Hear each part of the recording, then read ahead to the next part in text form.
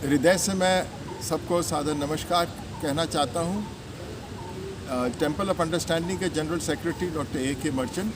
मुझे बहुत खुशी है कि RGS परिवार की पॉजिटिविटी की यात्रा फिर से शुरू होने वाली है 14 अप्रैल से। और हम जानते हैं कि पिछले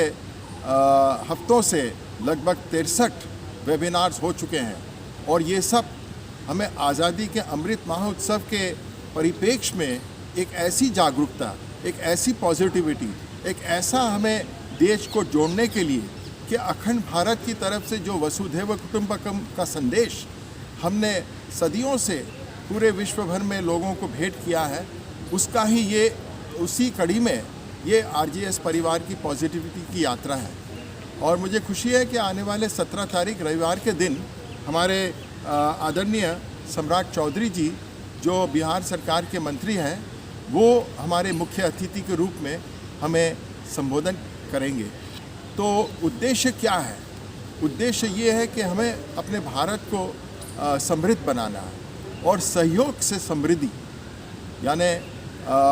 prosperity through corporation, prosperity through cooperation, collaboration, सामंजस्यता,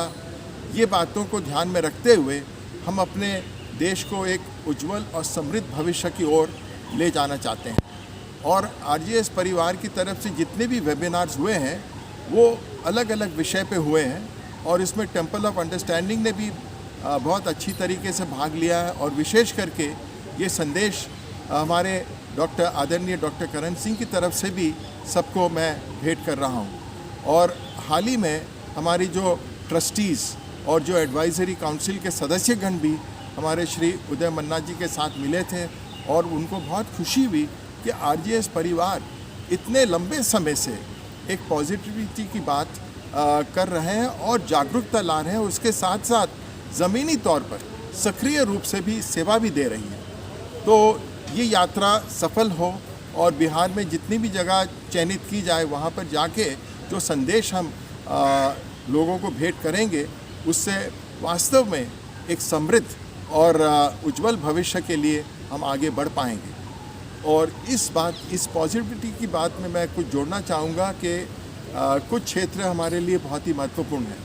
जैसे कि सतत विकास। हम जानते हैं कि हमारी नीति आयोग की तरफ से सतत विकास के संबंधित, जिसमें 17 लक्ष्य हैं और 169 उद्देश्य हैं, उस पर पूरे देश में बहुत सारी सेवाएं दी जा रही हैं। और विशेष करके जो 113 एस्पिरेशनल डिस्ट्रिक्ट्स हैं, यानी जो बहुत बिछड़े हुए ज़िले थे, उन पर अधिक से अधिक ध्यान भी दिया जा रहा है। तो सरकार की जितनी भी नीति नियम हैं, जितनी भी योजनाएं चला रहे हैं, उससे एक जागरूकता भी आ रही है और साथ साथ आज़ादी की जो अमृत महोत्सव का एक जज्बा, एक जो सेवा की जो इच्छा है और जो एक उत्सव का माहौल वो भी बन रहा है। तो हमें उम्मीद है कि अगस्त तक जो हमारे 75 कार्यक्रम होने थे वो पूरे हो चुके होंगे और इसमें हमारे बहुत सारे बुद्धिजीवी, बहुत सारे चिंतक और पूरा, क्योंकि RGS परिवार हमारा पैन इंडिया ऑर्गेनाइजेशन और बहुत सारे लोगों को इस बात की पता शायद नहीं होगी, लेकिन वो लोग हर क्षेत्र में और हमारे आज़ादी के देश को आज़ाद करने के लिए जितने भी स्वतंत्र सेनानी हैं उनको भी याद करते हैं। जैसे कि अभी हाल ही में हमारे महात्मा ज्योतिबा फुले जी और उनके धर्मपत्नी के जो सेवा हैं उसको याद किया। महात्मा गांधी की तरफ से भी जो हमें आंदोलन, अलग अलग आंदोलन में लोग शामिल होते गए और मैं भी रेडियो के माध्यम से हर रोज़ सुनता हूँ कि आज़ादी के संघर्ष में बहुत सारे लोगों ने कुर्बानी दी और पूरे भारत के हर राज्य में ऑल इंडिया रेडियो उनके नाम लेते हैं, उनकी जो सेवाएं होती है उन्होंने जो कुर्बानी दी और जो उन्होंने संघर्ष किया, इन बातों को जब अब हमें बताते हैं तो हमारे में एक नई ऊर्जा उत्पन्न होती है कि हमारा देश कितना महान है, हमारे देश में कितनी क्षमताएं हैं, कितनी योग्यताएं हैं, और इसमें अधिक से अधिक हम चाहते हैं कि युवा पीढ़ी हमारा साथ दे, क्योंकि ये युवा पीढ़ी ही हमारा भविष्य है। तो आज के बच्चे, आज के युवा, और इसी कड़ी में मैंने बताया भी था कि पूरे विश्व के बहाइयों की तरफ से भी एक 9 वर्षीय योजना का कार्यक्रम आरंभ हो चुका है, और लाखों की संख्या में हमारी जो शैक्षिक गतिविधियां हैं, जिसको हम मूल गतिविधि कहते हैं, जिसमें बच्चों के लिए नैतिक कक्षाएं हैं, किशोर किशोरियों के लिए सशक्तिकरण के कार्यक्रम हैं, फिर बड़ों के लिए अध्ययनविक कक्षाएं हैं, और फिर हर परिवार को हम भक्ति पारक बैठक के कार्यक्रम में भी जोड़ रहे हैं, और अधिक से अधिक परिवारें स्वामित्व भी ले रहे हैं। और आप दिल्ली में भी देख सकते हैं कि हमारे दिल्ली में इस भक्ति पारक बैठक के कार्यक्रम में 50,000 से भी अधिक लोग जुड़े हुए हैं। तो बहाई उपासना मंदिर पर भी हम कुछ बड़े कार्यक्रम बहाई उपासना मंदिर के प्रांगण में करते हैं। आने वाले दिनों में 22, 23, 24 को 3 दिवसीय एक कार्यक्रम होगा, जिसमें हमारी यानी प्रोटोकॉल, कोविड के प्रोटोकॉल को याद रखते हुए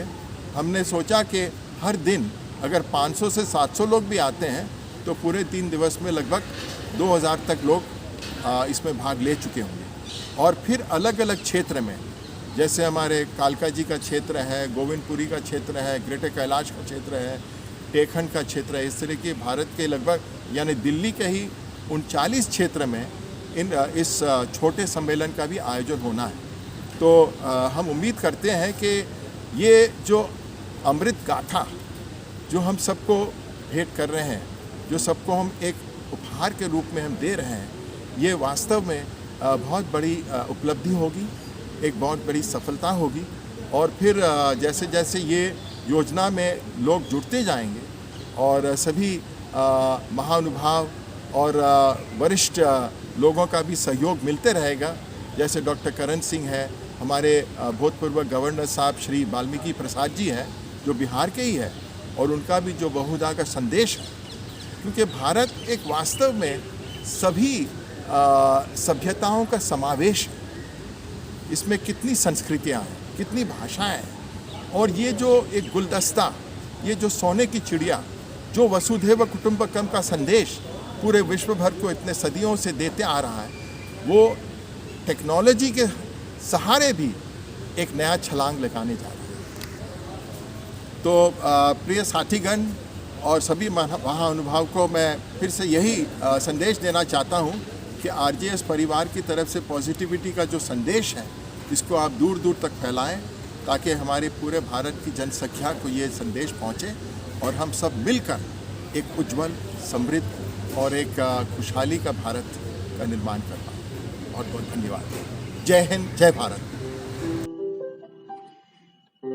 सकारात्मक सोच को आओ सारे भारत में फैलाए,